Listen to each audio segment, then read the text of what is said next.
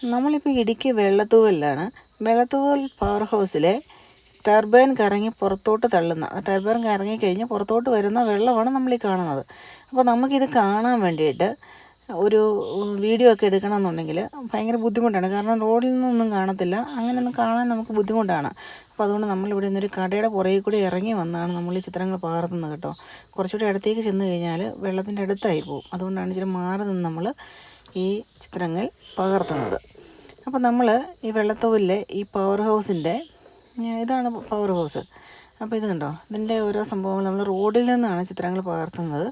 നമുക്കിതിനകത്ത് കയറാനുള്ള പെർമിഷനൊന്നുമില്ല, അകത്ത് photography allowed അല്ല. അപ്പോൾ ഇതാണ് അതിൻ്റെ ഫ്രണ്ട് സൈഡ് കേട്ടോ. അപ്പോൾ ഇവിടെ ഒരു ഗാർഡുണ്ട്. ഇപ്പോൾ അദ്ദേഹം അവിടെ നിൽപ്പുണ്ട്. അപ്പം നമുക്ക് കൂടുതൽ വിവരങ്ങളൊക്കെ അറിയണമെങ്കിൽ അദ്ദേഹത്തോട് ചോദിച്ചാൽ മതി. പക്ഷെ ഉള്ളിലേക്ക് കടത്തി വിടുകയല്ല. ഞാനവിടെ ചെന്നപ്പോൾ എന്നെ കണ്ടു കഴിഞ്ഞപ്പോൾ പറഞ്ഞു ഉള്ളിലേക്ക് കടത്തി വിടുകയല്ലെന്നാണ് പറഞ്ഞത്. അപ്പോൾ ഞാൻ കടത്തി വിടാമെന്ന് ചോദിച്ചില്ല, എങ്കിലും അദ്ദേഹം അങ്ങനെയാണ് പറഞ്ഞത്.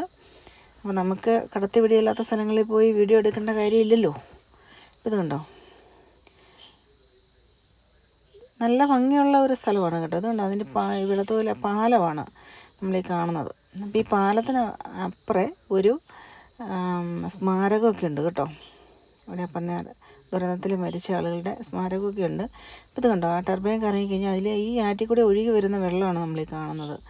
നല്ല ഫോഴ്സിലാണ് വെള്ളം ഒഴുകുന്നത് കേട്ടോ, നല്ല ഫോഴ്സിൽ വെള്ളം ഒഴുകുന്നുണ്ട്. അപ്പോൾ നമ്മൾ ഈ പാലത്തിൽ നിന്നുകൊണ്ട് ചിത്രം പകർത്താണ്. നോക്കി, എന്ത് അലച്ച് തല്ലി ഒഴുകുന്ന വെള്ളം. ശരിക്കും നമുക്ക് ഇവിടെ കയറിയൊക്കെ നിന്ന് പിടിച്ചുകൊണ്ടൊക്കെ നിന്ന് വേണം ഈ ഫോട്ടോ ഒക്കെ എടുക്കാനായിട്ട് കേട്ടോ.